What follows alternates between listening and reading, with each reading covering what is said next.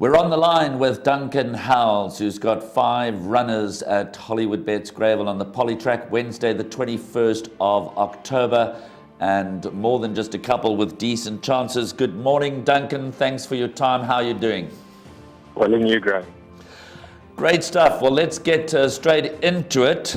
You start off in race 4, which is the first leg of the first jackpot, being an 8-race card, with number 1 all the way up. He beat King Julian in his penultimate start. A little disappointing last time, or not really? No, I think so, yes. He's not the easiest horse. He's not a very gutsy horse. Races very inconsistently. I've decided to possibly go up in distance. I don't know if he'll stay the trip, just so that it makes it a little bit easier for him. He likes to run from a handy position. But what I found with him, if he has to battle to get into a forward position, he tends to drop the bits with the rider and not take any interest. So I'm hoping going the extra ground, you'll just get an easy position. On ability, the horse has got the ability to run into the money, but I would say an outside quartet chance. Okay, let's chat about the surface, because his penultimate run was obviously a good one behind King Julian. Last time out he was on the turf. Now his record shows that both his wins have been recorded on the Polytrack. So would you say that he has a definite preference for the Polytrack, or is it just up to his mood? I think on form, yes, I would agree with that. I was looking at his form earlier today. Both runs in yielding going on the grass, he never ran well. I think if the ground's on top on the grass, he'll run and put up a good performance. I've still got my doubts as to whether he puts in his best. His track work is far superior to what I've seen on the race course. And like I say, I'm hoping that the extra distance will suit him, but I wouldn't leave him out of quartet. Okay, so no surprise if he were to pop up. Now let's move on to race 5, because here you have a very interesting runner, Marsan. And the reason I say interesting is because she's always there and thereabouts. She was certainly not disgraced last time out. She's starting to plummet down the rating. She's been dropped 3 points for a penultimate start, a further 3 points. Now the interesting statistic here is the fact that she's unbeaten 2 from 2 over 1,400 meters on the Polytrack. Is she ready to deliver her best performance? I think she is, Graham. I think she's very well in herself. A couple of runs ago, I had to scratch her because she got cast in the box.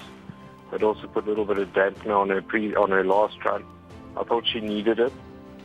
She didn't run a bad race, but she was a little bit flat-footed at the top of the straight. It's a competitive race. I don't know that Joburg also has more in the race. I thought possibly that could be the horse to beat. But I think she'll give a very good account of herself. Like you say, she likes the 1,400. She is effective on the Polytrack. And last run was pretty decent, so she's improved off that. A lot fitter horse. I think she'll give a good account of herself. Now, it is a smallish field, but nonetheless, you draw 9 out of 9. So, going into the race, the strategy? Look, she's not a quick starter, so obviously your game plan will always be to race her from off the pace. I've always found she's a better filly running from off the gallop. She tends to race a little bit too hard if you try and position her, and do get lucky out the gates. So she'll come from off the gallop. Okay, race 6, competitive little sprint over 1,000 meters. We've all been waiting to see Hey Boy back in the winner's enclosure, none more so than yourself, I would imagine. What can we expect from Hey Boy in race 6? Look, he's been very disappointing as an older horse. I thought he'd do a lot more, but he started his later career with quite a high merit rating. He's also come down in the ratings. He's starting to find his feet. He lost a bit of interest in racing since I put the blinkers back on him. He seems to have come to hand. His last run was very good. It is on weights and handicapping, it's a tough race, but I'm expecting him to be in the first 3. Okay, then moving on to the last race, where you've got 2 runners. It's a fillies and mares handicap. You've got number 2, Beat It, and number 6, Wildly in Love. Fair to say that I would imagine that you're looking just to see some improvement from Wildly in Love, and you can comment on that. But obviously the form choice, the stable choice appears, and certainly on recent form, to be number 2, Beat It.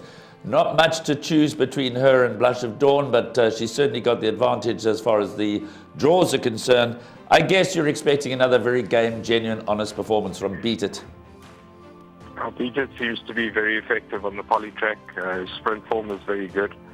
She needed a couple of comeback runs after we were off with the COVID-19. She has found her feet now. She's very well in herself. She's particularly well handicapped in this race. I think she's dead off at the weights with the filly that's only in front of her or just behind her, a couple of runs back. And I think she'll give an extremely good account of herself.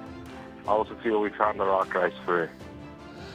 Reasonably confident sounding Duncan Howells. All he needs is a little bit of luck. He's had some very prominent runners in recent times, but these seem to be on the wrong end of the photograph. Duncan, let's hope we get on the right side of the photo finish on Wednesday. Well, let's hope so, Graham. It's been a tough time with the seconds, but seconds become winners. So all bids well for the future. Thank you very much, Duncan, for your time. We wish you well. Great. Thank you.